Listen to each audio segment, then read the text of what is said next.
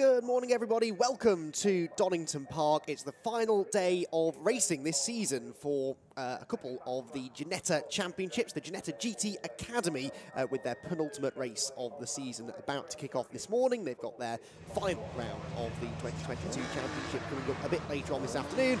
And cars are leaving the grid now to head on to their first of two green flag laps because the circuit is still quite damp. We've had some overnight rain here at Donington Park, as is sort of typical really of this time of year, but the last time these drivers were out on circuit it was bone dry. Yesterday evening, really, the final race of the day, going almost into darkness. And already the champion has been caught out. That is Mark Warren, who was crowned the champion of the Ginetta GT Academy last time out at Brands Hatch, and he's looped it from the exit of Redgate Corner on the warm-up lap. So the point I was about to make is that the track conditions are different now to what they were yesterday, the last time these cars were on track, and it's just been proven exactly how tricky it can be. Mark Warren losing control there on the exit of Redgate Corner. We'll run you through the grid and then we'll start talking more about conditions. Mark Warren will be able to retake his pole position because he didn't fall right to the back of the queue, so he will be able to start from pole position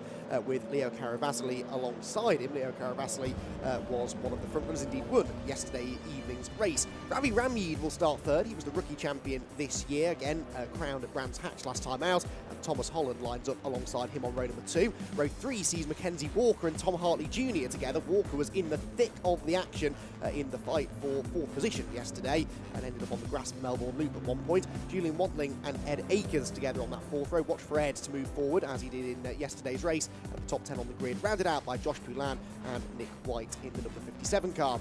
6th row for Michael Johnston with Mark Steele for company, and then row number 7 we'll see Danny Dwyer and Thomas Shelley. Now, Thomas Shelley is engaged in a fight for 2nd place in the rookie class with John Kearney. Now, John Kearney finished just the 1 position behind Thomas yesterday, so only a handful of points lost, but that gap has come down slightly. Sebastian Dubois and Mark Elman together then on the 8th row of the grid, and there on row 9 is John Kearney, who's got a bit of work to do to try and close in on the driver that he's fighting for 2nd in the championship with, Maurizio Sciglio alongside him on row number 9. Row 10 for Martin Wills, he ended in the gravel yesterday. Robin Grimwood rounding out the top 20 on the grid. And it's a big old grid this, well into the 20s. Really great to see the championship continuing to grow from strength to strength. Lee Goldsmith and Dan Rathbone sharing the 11th row of this grid.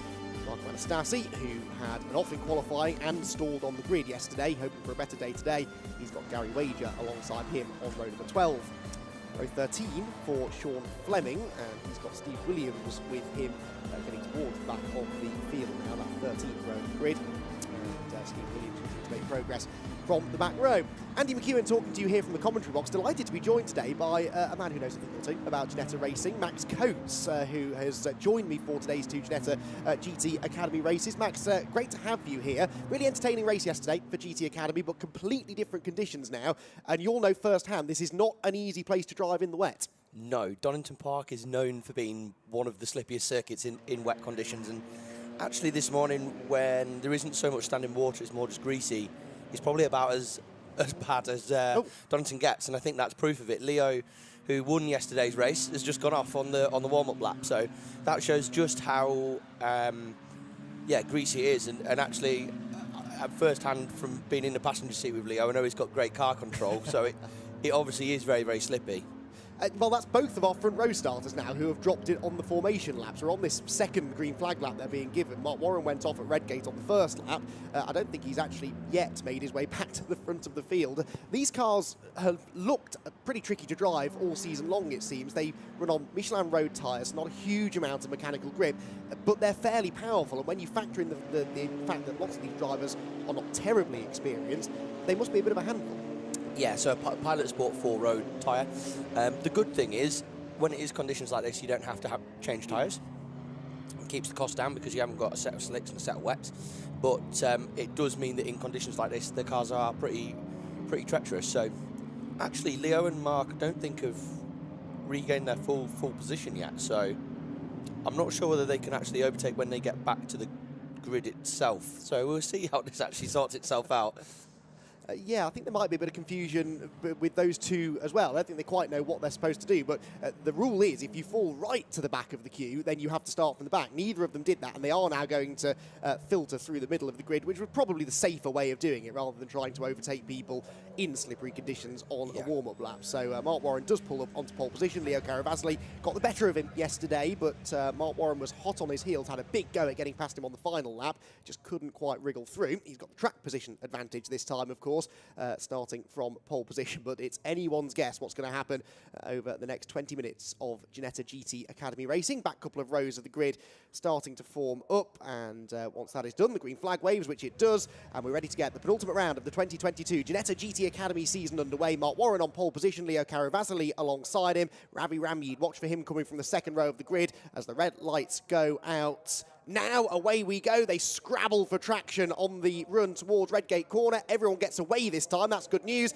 And it's not a good start by Caravasli. Warren will hold on to the lead. Ramyeed fighting through there into second place with Thomas Holland, the purple car, to his outside. And that might be where the grip is through Redgate Corner. So watch for Holland to try and get the better exit. Ramyeed knew that was coming though, covered it off. And so he will hold second as they head out of Redgate. Caravasli fighting back up the inside line. There's almost a squeeze there, and he has to back out of it. So it will be Warren the leader then. Ramyeed second, Caravasli all over him though as they drop down into the old hairpin for the first time, and it's now a voyage into the unknown. How much grip is there at racing speed down at the bottom part of the circuit? So far though, Max, everyone minding their P's and Q's. That was a surprisingly clean start. Yeah, it was, and yeah, very tight there between Leo and Ravi as they came down Craner curves. So yeah, all pretty tight in the front so far. Yeah, absolutely. And big slide from Ed Akers into the side of Tom Hartley. We've said it, haven't we? We had to put the curse on them. And Ed Akers goes around. Amazingly, he is the only one to go around. But has he stalled the car? I suspect he has. The car grinds to a halt.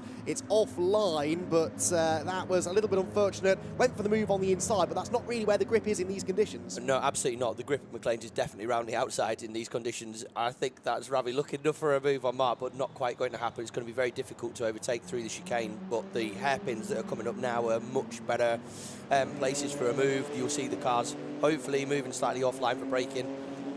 You cover that. Oh dear, oh that is a half spin anyway for the number 28 car. Now that car was in strife yesterday, Julian Wantling. Meanwhile, it is Mark Warren leading the way. Ramyeed second with still Leo Caravasli nibbling at his rear bumper, and there has now been a shunt at the chicane. Two cars pointing the wrong way. That is number 45, which is Sebastian Dubois. And who is the other one? That's one of our rookies, I think, that's just getting going. Those two will come through at the back of the field. But this fight for second place, Max, is looking very, very entertaining. Through has gone Ramyeed into second at the start, but of course, Caravasli knows he's got race-winning pace. He wants to get through before Warren disappears up the road. Absolutely, and here is this is Ravi taking very much the lines that we've been coaching him on various test days. You can see him searching for the grip round the outside. We're expecting this race to probably start to come back towards being dry towards the end, or maybe have a drier line, but you can still see a lot of spray coming off all the cars really. Yeah, absolutely. It is definitely treacherous out there, and this sort of proves it. Another car off, Thomas Shelley. Now, that is significant in this fight for second in the rookie class, because remember, he took a few points out of John Kearney yesterday. He will lose those points again today. Oh, that was close stuff. Ramyeed left the door invitingly open for Leo Caravasli, but Leo seems to be able to get alongside, but not really commit to the move. None of this matters now, though, because the safety car is being scrambled. We've got at least one or two cars that are in precarious positions around the circuit, and I don't think Ravi or Leo had spotted the safety car boards and flags, but they do now realise what's going on and settle in line behind Mark Warren. But very, very entertaining first few laps. Nick White is in the pit lane as well. Whether that's damage or a mechanical issue, I'm not too sure, but the team sending him back out. This, I suspect, one of the big reasons for the safety car, though, number 76 car of Thomas Shelley off in the gravel. Is this at Redgate Corner? I can't quite tell whereabouts on the track that is, but anyway, he will be whicked out by the live snatch vehicle, and hopefully we should be able to go racing before too much longer. But Max, we've had a lap and a half of racing, and already we're seeing just how tricky it is out there. It's hard enough to keep the car on the road, let alone to try and make progress through the field, and that's why that poor start for Caravasli, I think, is really going to come back to bite him. It is Redgate, by the way. We can see the, I was going to say, I've just seen the car there. Also, Nick White, who's been through the pit lane, I think courtesy of a tap coming out of the chicane on lap one with Julian Wantling. I think when he spun, or half spun, Nick probably stopped him having a complete spin. But Nick has been released from behind the safety car, so he's going to be able to go around and maybe catch the back of the field. It's a real shame for Thomas Shelley that literally just before I came over to the commentary box, he said, all I need to do is finish and not do anything stupid. So, yeah, it's not quite worked out. He was very much aware of what was going on there.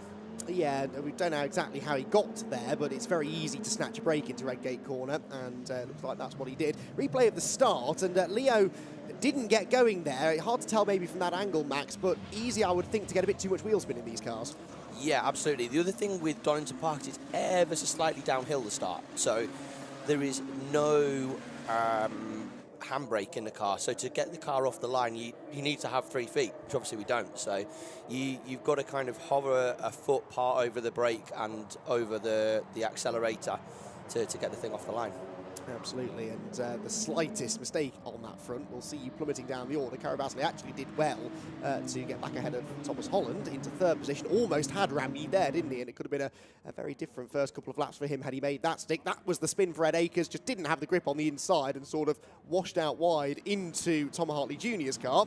And then this through the chicane for the first time of asking. The leaders get through in one piece, but behind there was a little bit of a collision which has led to, well, a couple of cars actually in the collision. This was the first one we saw there, Julian Wantling, and then around went Sebastian Dubois. So where does the 3rd car end up in all of this? They're trying to duck and dive either side of the stricken car. Down at the Melbourne hairpin, there was almost further contact there. Slipping up the inside was Maurizio Sciglio's yellow number 47 car. And there, Julian Wantling pulling off to the side of the road. Well, perhaps not pulling off to the side of the road, got onto the grass and into the barriers. I suspect maybe had some steering damage before that, though, Max. Yeah, it looks like that right wheel wasn't really doing anything. So I'm guessing this is now back to being a live picture, so maybe we're going to be under safety car for a little bit longer. Yes, I suspect so, although the live snatch vehicle is there, and there is an access point just to the left of shot, actually, that they can drag that car out of. But as you can see, the safety car is already in the final sector, so it'll be at least one more lap behind the safety car. That's a shame to end the season, or end this penultimate race of the season, with a safety car taking up the middle portion of it. But it's been a really positive year, I think, for the Ginetta GT Academy. It's hard to imagine, Max, this is such a new championship. It's only its 2nd season. And yet here we are with, you know, a grid in the mid-20s. We've been touching on 30 at some points earlier on in the season. Another great Ginetta success story. Yeah, it's been a massive success as the GT Academy G56 car. The beauty of this as well from Ginetta's perspective is there is an entry-level rookie class, which is, you can see the highest placed car there is Ravi Ramid. When you're looking at the screen, the right-hand part of the numbers, the white numbers represent the rookie class drivers, who are all centrally run by Want to Race, with various coaches and driver development program in place. So you can see, you know, Ravi is a case of somebody who's come into the series, developed and learned, and he's now running right at the front within his kind of first year of racing. And yeah, you know, there's very much been a success story for Ginetta, and it's going to continue into 2023. Yeah, looking forward to 2023. Of course, we'll welcome along a couple of other Ginetta series. I'm sure many of you have been reading about that over the last week or so. So the British GT package is a great place to come if you like Ginetta racing. And I know Ginetta racing is very, very popular within the UK motorsport community, and you can see why. Big grid, good racing, and we've discovered a fair bit of talent through the Ginetta racing ranks over the years as well. So remember some of the names you're seeing racing now. We might not be talking about them for some time to come. So Mark Warren then leading behind the safety car. 12 minutes of the race to go. There is Julian Wadling's car being pulled away, and you can see the steering damage that's been done there from the initial contact, I suspect, at the chicane, which then also sent him off at the Melbourne hairpin and meant that he incurred a little bit more damage. Ravi Ramid in 2nd place, Leo Caravasley 3rd, Tom Holland in 4th, and Tom Hartley Jr. rounding out the top 5. Behind the safety car then, Max, it looks like they're just sort of following each other around at sort of road speeds. There's a lot to do, though. Less so, though, maybe in the wet. We're seeing certainly less sort of weaving side to side from the drivers.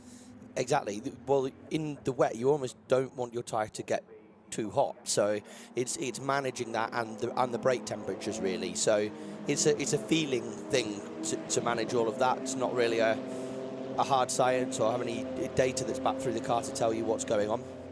I'm just trying to see whether the lights on the safety car are going out, which from a driver's perspective is all eyes on that at the moment. And just having a quick look at the lap times there before the safety car came in. Yeah, 2:04s for the majority, but interestingly, actually, fastest lap at the moment is for Nick White behind the safety car. He's gone quicker as a result, but it shows how much the track is drying out. That's nearly 3 seconds faster than the leaders were doing before the safety car, so clearly the track is drying. Yeah, absolutely, and the faster the car's going, the better it will dry as well, so we do want to go racing as soon as we can, but we are going to be stuck with the safety car for one more lap, it seems, so they hadn't quite got the car out of the way, and more to the point, got the marshals out of harm's way. There you can see they're still dragging it down the escape road, and of course the last thing they want to do is create further damage to the car whilst they're recovering it, so that it can be a lengthy process than you expect, just to make sure it's done properly. Lots of spectators out enjoying the autumnal sunshine here. It may be damp, but it's actually not bitterly cold as it often is at the end of the season. Good crowd on hand for this Donington decider weekend, and we want to give them some racing. We've still got half of this one to go though, so we're hoping that we will be able to get up to full speed very shortly. The one person who I think is grateful the safety car hasn't yet come in is Nick White, because he still hasn't actually caught the back of the pack. He may be setting purple sectors, but he could do with this extra lap just to make sure that he catches up, and he should be able to make progress. Nick's a quick driver. Yeah, he is, and he will want to, because actually the race 3 grid later on today is off the result of this one, so it's quite important for Nick that he catches the field up and is able to progress through, because it's going to heavily impact his third and final race. That's it, yes. So important that he does make some progress, which I'm pretty sure that he will. He's been a regular top 10 finisher, has Nick, qualified 10th in fact on the grid for this race, so should have the pace to make a bit of progress. He will be very happy to see, therefore, that the lights are out on the safety car. We're going racing this time. And now, Mark Warren sort of in control of what happens. He's done this a few times this year, but you can see he's already letting the safety car pull away. He's dropping back, giving himself space to accelerate into when he does want to restart the race. If you're Ravi Rammeed, though, what are you doing here? Because you need to try and make sure you don't let Mark get the jump on you. Effectively, what you're trying to do is Ravi stays close to him, judge when he goes, but also probably start the corner before when he goes slightly outside of him. So naturally, if you can open the car up, you're going to get a better exit, and that's what you're after. With the race restart, you can't overlap until you pass the start-finish line or control line. So it's trying to judge that and trying to get the overlap at just the right time. Yes, there is a real art to this. You can see Mark Warren's gone already. Oh dear, that was contact nearly. And Leo Caravasli is off the road at Goddard's. That was a little bit uncalled for. And now that delays Thomas Holland, who has to let him rejoin because, to Max's point, you're not allowed to overtake before the control line. So that was not an ideal restart. It has worked well for Mark Warren, though. He's got a bit of an advantage already over Ravi Rammeed in second position. Caravasli third then. Fourth, Thomas Holland, Tom Hartley Jr. in fifth position, and off goes Mackenzie Walker, and that, I suspect, is exactly what happened to Thomas Shelley earlier on. He snatches the brake, goes off into the gravel at Redgate Corner, and he's beaten it. That's so easy to do, though, Max. It is, especially after a safety car period, some slightly cold running. Oh, and Mark Elman's done that. I think that will also, within the rookie class, promote Dan Rathbone to a podium position. So that's good news for Dan, and actually with only 3 cars running, I think he's more or less guaranteed a podium as long as he can keep it there. So hopefully we can maybe recover that under live snatch. So we can see the marshals are already on it, but unfortunately the safety car is back out. Oh dear, right, okay. So, the second of those cars, Mark Elman, shouldn't take too long to move because it's only just into the gravel. In fact, he might even be able to snatch reverse and go himself. Yeah.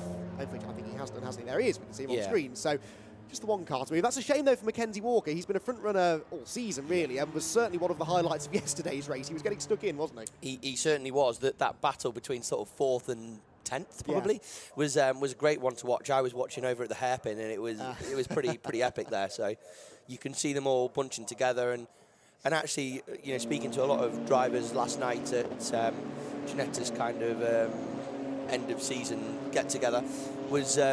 Yeah, you know, really interesting because all the drivers just thoroughly enjoyed the race. It didn't really matter where they finished. They just had a great time racing each other, and, you know, one moment they're in 4th, the next minute they're in 12th, and then coming back through.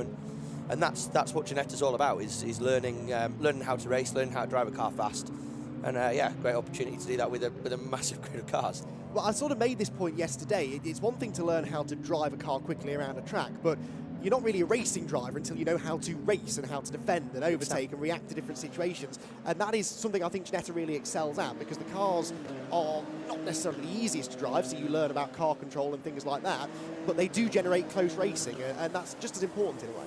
Absolutely. And so to give people an idea who are watching, although there isn't going to be that many racing laps to actually watch back, we will go back straight after this race. We'll get the V-Box video footage out of the cars. Driver coaches will then look through the race with their respective drivers and go, oh, how do we learn? How do we do a better race start? How do we do a better first lap, first corner? How could I have overtaken and got into that position to do so? So there's loads to learn. Yeah, absolutely. It's a fantastic place to come and do that, and we've thoroughly enjoyed watching them as well. It's been a very, very entertaining season. Of course, Mark Warren, rather dominant in the championship this year, although it's worth pointing out he's not really been winning races by a huge margin. Your thoughts on this, though, this moment just before the restart, Max? Yeah, I mean, Ravi definitely left a full cars gap. I think there's just a bit of bunching going on really on the first lap. Mark has done an excellent restart and gathered everybody out. So Mackenzie Walker, did he touch a white line? No, he just locked up. And then unfortunately, once you lock up, it's very, very difficult to unlock up. So these cars have no ABS, no traction control, which from a learning to race perspective is brilliant. There's no aids to help you out. So unfortunately, it creates some issues like that. But actually, as a driver learning how to drive a car, the skill is in managing ABS and traction control related things yourself. So if you can learn that in these cars, wherever you go on from there, you're going to be in a very, very good position. Oh dear, a bit more bunching there through the chicane. I think the safety car is going quite slowly because, as we saw, the recovery process is almost done at Redgate Corner. You can see the Lotus crawling its way towards Melbourne, and the lights have gone out. So that was a good call to try and give us more than a lap of racing. So Mark Warren now has to bunch the field up again. Do you do something different now, having deployed one restart technique last time? You don't want your opponents to learn from that, do you? No, well, I know Mark has a bit of a process for learning how to do these restarts. So he, very close again. So Mark practices these restarts with his son on a simulator at home. So he knows exactly what he's doing and where he's going. What you can see here is exactly what we were talking about. Ravi trying to get a wider line, wider entry point onto the straight. And what you should see here is a better drive out of the last corner with the grip. It's not going to be enough to overcome it. But he is very much the only man who seems to have been able to go with Mark there at the start. Yes, he has. So back to racing, 3.5 minutes to go. Keep it on the black stuff, everybody. We want to get these couple of laps in because I think we've got a good fight for the win on our hands here. Ravi Ramneed every bit as quick as Mark Warren, and he's going to try and challenge him perhaps down into the old hairpin. Gets the good run through Hollywood. Commitment now required through the left-hander. The tyres will have lost a bit of temperature behind the safety cars, and they are slowly trying to find out exactly how much grip they've got. Clean so far, though, it seems. It's good side-by-side battles further back and just to the top of the hill. Caught a glimpse of Ed Akers, who is trying now to regain some ground after his lap one spin. So far, so good, though. They've all made it through the first half of the lap. No, they haven't, because there is a car off on the exit of Redgate. That's Sean Fleming, I think, wasn't it? Number 66, pointing the wrong way, but thankfully not stuck in a gravel trap. Yeah, it's not too difficult to. It's quite difficult to get off the grass with a lot of wheel spin. What you can see here is very contrasting and differing lines. So Leo is absolutely flying and really is the man on the move in this race. He's going to try and squeeze Ravi over to the inside. He's already made the move, but I would be watching out here. As Leo looks like he is a man on a mission. Further back, a change for fourth as well. Josh Poulan ahead of Thomas Holland there, so that's a change for fourth and a change for second. But you're absolutely right. I think that this red number 90 car is the one to watch. Leo Carabazali, winner yesterday, up into second position now, and already, I would say, starting to bridge the gap to the race leader. But here comes Rami back up the inside. He's locked the brakes, and there is now contact between the two of them. Off onto the grass he goes. That delays Carabazali, but actually doesn't cost him second place, and a spin to boot for Ravi. They've been trying to drive into each other basically through the whole race so far. They finally did it, and it was just another snatch break. Yeah, and that was, you could see it lock initially. I think he then managed to get off it, but ultimately the contact was what took them round. So is that Ian Goff running wide mid-corner there as well? I think probably another slightly snatched break on the way in. And that is what it's all about in these conditions, learning how to manage that. I wasn't sure if that's another one for Mark Warren, actually. He's going to go off at turn one. Oh, Mark Warren off the road as well. He's not liking Redgate Corner. Had a spin there on the green flag lap. Rejoice just in front of Carabazali. This is the final lap of the race. That's a disappointment because this has turned into a very, very entertaining race.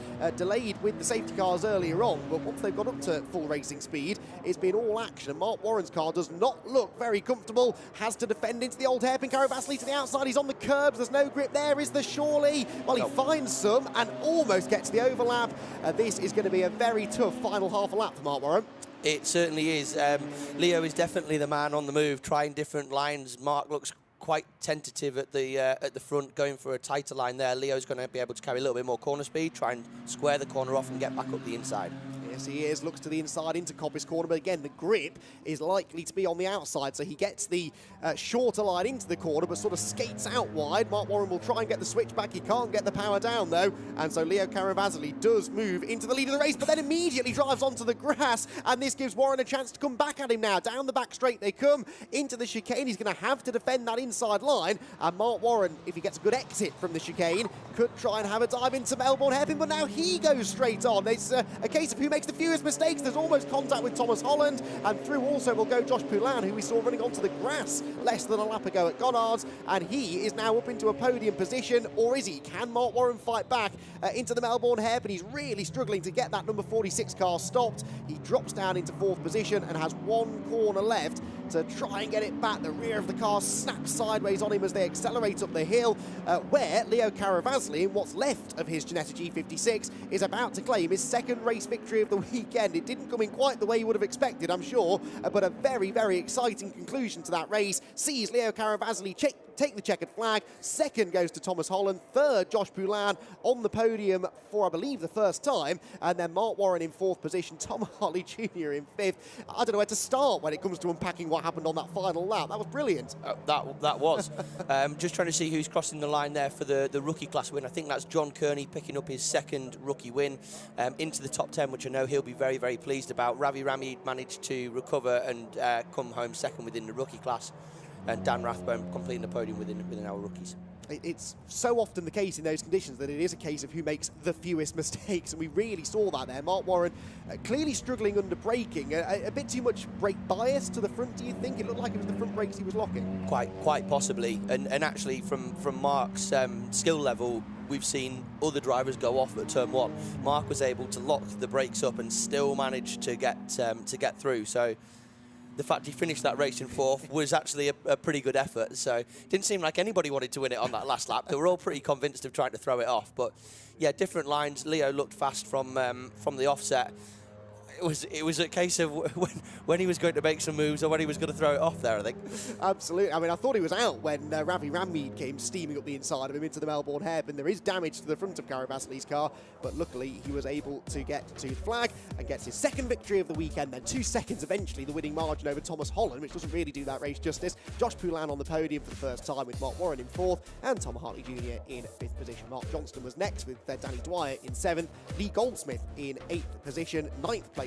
Lee Goldsmith, by the way, started 21st. Really good effort that, considering we only had about 3 or 4 racing laps to get into 8th. Mark Steele in 9th. 10th then for John Kearney, who is the rookie winner. But look at Ravi Rammeed. After that off, he came all the way back into 11th position and only just missed out on the class victory. He is second of the rookies, ahead of Sciglio, White, Williams, and Dan Rathbone, who also does get onto the rookie class podium.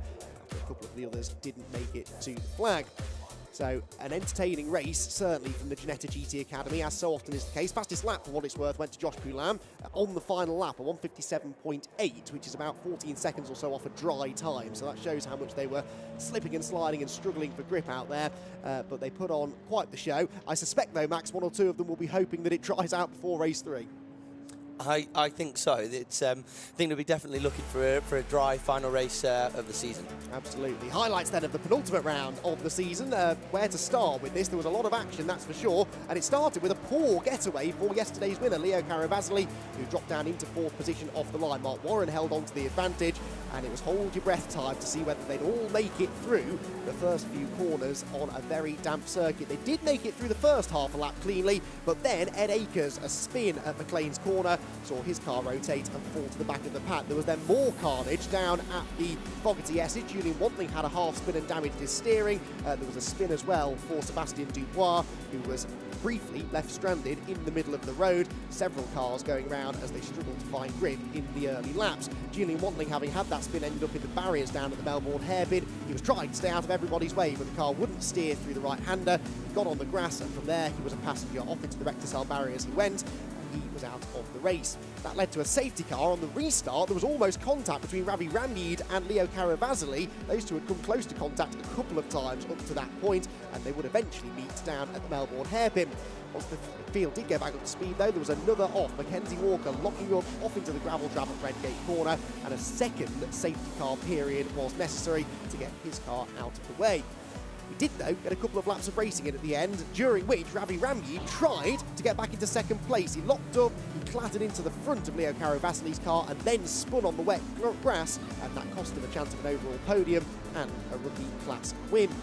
Gradually, drivers did seem to be getting to grips with the conditions. Not the case, though, for Gary Wager, who had a spin off into the Coppice gravel trap. Miraculously, though, kept the car running and managed to get going on the final lap.